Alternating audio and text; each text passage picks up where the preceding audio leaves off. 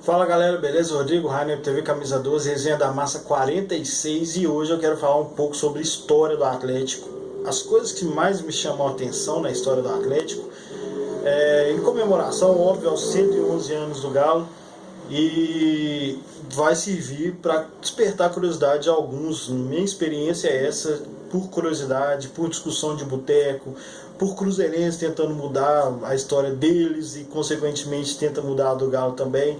Quero dizer que a história do Galo, todas as páginas são imortais, inclusive as ruins, as que a gente não gostaria que acontecesse, também são imortais na história do Galo. Ninguém mexe, mexer na história do Cruzeiro, mexe para lá, mas o fim da história é que, por curiosidade, tem um monte de coisa que a gente, às vezes, por falta de curiosidade, não sabe defender a história do Galo quando vem rival encher o saco.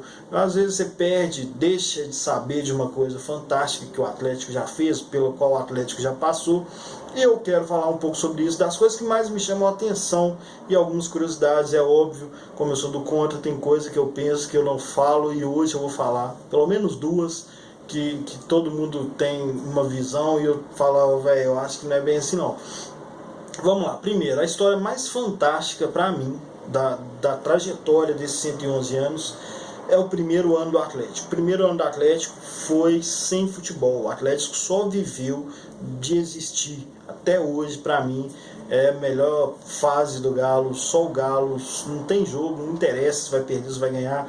O Galo existe e eu já estou feliz. E até hoje é isso mesmo. O Galo existir já é motivo suficiente para eu ficar satisfeito e feliz por ser atleticano. E aí o Atlético, a galera, bom, já começando essa parte aí de que tem esse murmurinho que a torcida, o Atlético foi fundado por famílias tradicionais.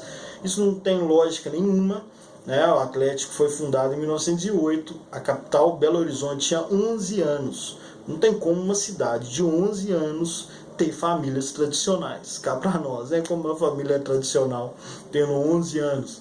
Provavelmente os meninos que fundaram o Galo nasceram antes de Belo Horizonte ter sido fundado.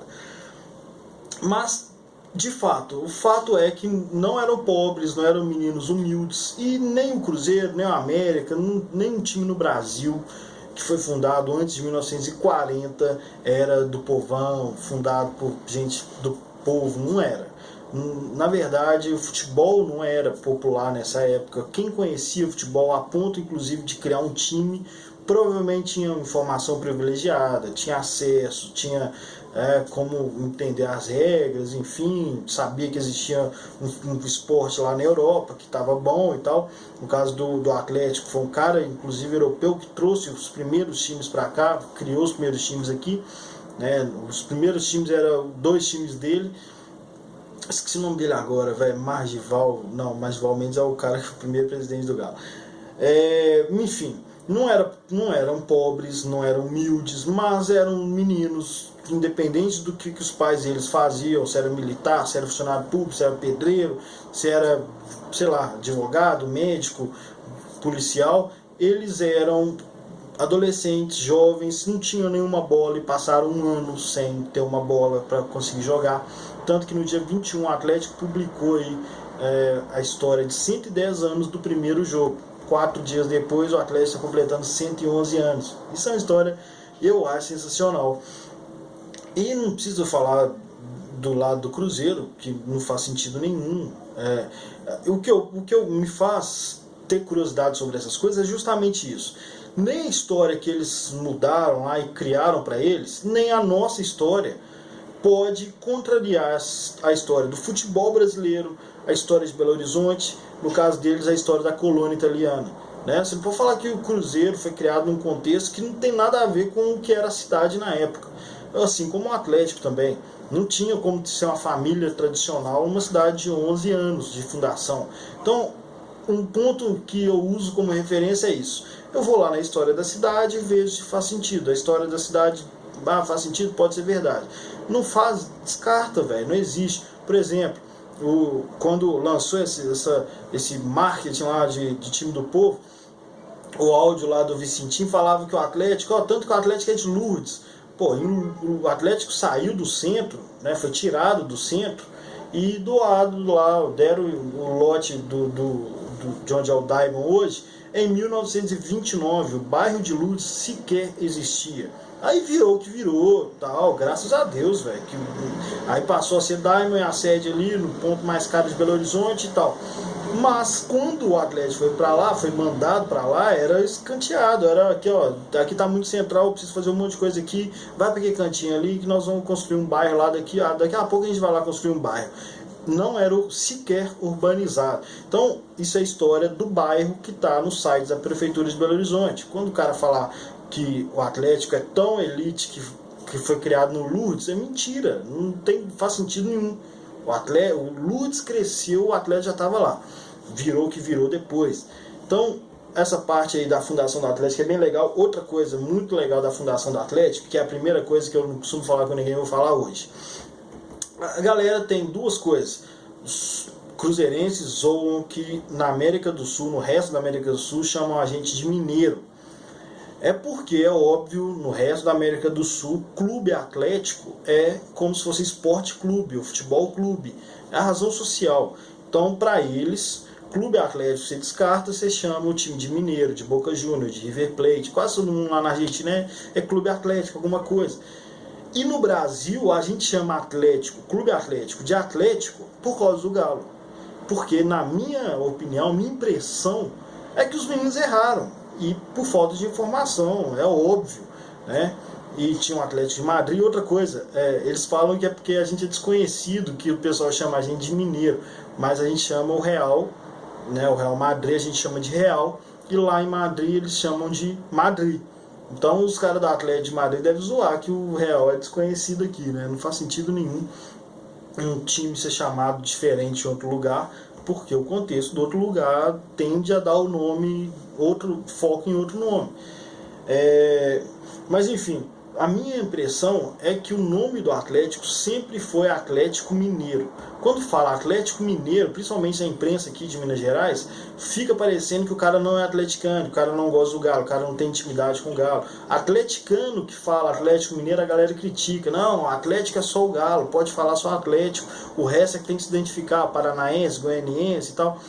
Mas a minha impressão é que o Atlético sempre foi Atlético Mineiro, porque o primeiro nome do Galo era Atlético Mineiro Futebol Clube.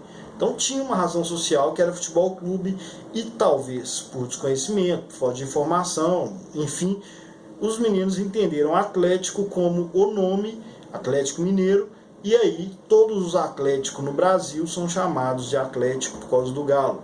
Eles seguiram o equívoco dos meninos. Nós no Brasil seguimos o equívoco desses meninos. Mas enfim, na minha opinião, o Atlético se chama Atlético Mineiro mesmo. Não tem problema nenhum, na minha opinião. E o Clube Atlético Mineiro foi dado, o nome foi modificado, ajustado em 1913. É outra curiosidade. Esse escudo aqui em 1922. E aí nós vamos começar já a sair da fundação. O Atlético foi o primeiro campeão nacional. Lógico que não era um torneio nacional, era interestadual, não tinha representante de todos os estados, até hoje não tem, né? Mas a percepção era de interestadual por causa do contexto. 1937 que aconteceu esse campeonato, e o Atlético venceu, foi o primeiro campeão em âmbito nacional do Brasil. E o Atlético não corre atrás disso, e eu acho que está certo. Ganhou o que ganhou, faço minhas as palavras do Calil. Ganhou o que ganhou, tem que tentar ganhar daqui para frente, não modificar a história. Todas as páginas do Atlético são imortais e imutáveis, não só as históricas. Essa é uma histórica, é uma importante que por mim não muda, é campeão dos campeões, como fala o hino, não campeão brasileiro. E aí, eu não vou nem falar dos estaduais, né? Estaduais era tipo assim, 7 por década, na média, assim.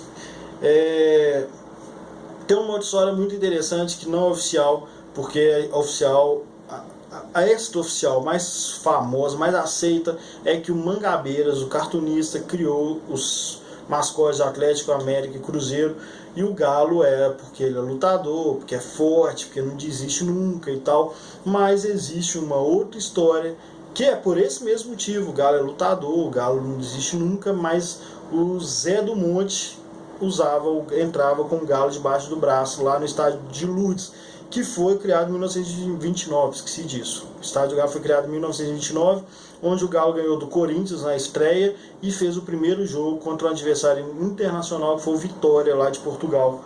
Foi o primeiro adversário do Atlético, 1931, se não me engano. Até anotei aqui, mas essa luz na minha cara tá tudo brilhando aqui vai assim mesmo. Enfim, e aí veio o mascote do Atlético em 1945. Então tem a história que foi o cartunista que deu a ideia, e tem a história que foi o Zé do Monte que começou a levar essa ideia do galo forte, vingador, ser o mascote do Atlético. Na década de 50, outra coisa muito polêmica, a década de 50 é a excursão do gelo, que na minha opinião é outra coisa que eu penso, que eu não vejo as pessoas falando, não sei se é polêmico isso, mas na minha opinião o hino do Atlético, que foi criado em 1969, ele é da perspectiva do jogador. A maioria dos hinos são os torcedores falando sobre o time e tal, e o hino do Atlético, na minha impressão, são os próprios jogadores falando do que eles fizeram, do que eles fazem, de como eles jogam, do sentimento deles em representar o Atlético. Isso é muito foda. Por que eu penso isso? Porque eles falam, nós somos o Clube Atlético Mineiro, nós jogamos com muita raça e amor, e falam, nós somos campeões dos campeões, campeões do gelo, nós somos campeões do gelo. E aí tem uma confusão, porque os cruzeiros falam, cadê a taça do gelo e tal.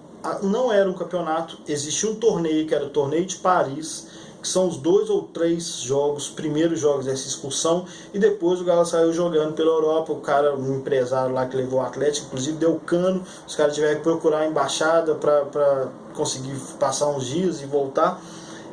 Mas o Atlético estendeu, falou, beleza, já jogamos aqui, ganhamos um troféuzinho, tem troféu, tá lá na sede, e continuaram jogando para ganhar dinheiro mesmo, mas acabou que o cara levou o dinheiro todo. Não era um título, mas pelo momento, pelo contexto, a dificuldade, inclusive climática lá, mas só de viajar já era uma coisa difícil e tal, os jornalistas do Brasil trataram os jogadores do Atlético como os campeões do gelo. É um título dado aos jogadores, não é um título do clube. Por isso, quando fala no hino nós somos campeões do gelo, na minha impressão é o hino do Atlético, porque o hino do Atlético é falado da perspectiva dos jogadores. Isso é uma história bem legal, mas não é título. Defende a história, é um feito fantástico, histórico, diferente para a época, muito valioso, mas não é título, beleza? O que mais aconteceu? Na década de 60, o hino do Atlético foi criado e tal, e o Atlético ganhou da seleção que viria a ser campeã em 70. A seleção do Pelé e tal, ganhou no Mineirão, tem uma taça linda, tem tipo um anjo assim, muito doido. E na década de 70 começou a campanha do Hexa, que foi de 78 até 83. Essa parte eu já comecei a pegar e já comecei a viver a experiência do Atlético. Na década de 80, várias discussões pela Europa, e que eram importantes, valer dinheiro e tal, mas não são títulos, mas as taças estão lá, não são títulos oficiais, mas vale para a história do Atlético. E depois já a história contemporânea, que você provavelmente já viveu na década de 90, fantástico. O Atlético teve, legal falar isso, década de 90, o Atlético teve 7 maiores médias de público do Campeonato Brasileiro dentro da década de 90. O Atlético lotou o estádio, isso eu peguei tudo, eu vi tudo, tava lá e tal, foi do caralho. A década de 90 foi muito doida, porque nós ganhamos as 2 Conmebol, quase ganhamos um monte de brasileiro, foram roubados pra caralho. Foi uma década que, como não teve título fodão e tal, só a Conmebol, que era um título desconhecido na época, mas era muito importante, depois da Libertadores, para mim é o de mais alto nível técnico, mas não teve título nacional, Copa do Brasil, Libertadores e tal. Fica parecendo que a década de 90 foi ruim, não foi. Foi fantástica a década de 90 do Atlético. A década de 2000 foi péssima para mim, a pior fase do Atlético na história, e nós fomos rebaixados. Essa página também é imortal, mesmo não sendo tão legal, mesmo sendo péssima, foi uma página da história do Atlético. E aí, depois de 2010, foi só alegria. A gente está vivendo isso aqui agora, meio insatisfeito, porque a gente foi mal acostumado recentemente. Eu também acho que a gente deve se manter exigindo tudo isso. Mas tá aí algumas curiosidades da minha visão da história do Atlético. Algumas coisas são oficiais, outras coisas são impressões minhas, outras coisas são mais ou menos das pesquisas que eu faço para brigar no boteco com o Cruzeirense. Mas você tenha curiosidade, vá entender e descobrir várias coisas legais da história do Galo. Beleza, galera? Some não, boa festa, bom aniversário, obrigado, Galo, por existir há 111 anos. Grande abraço, some não.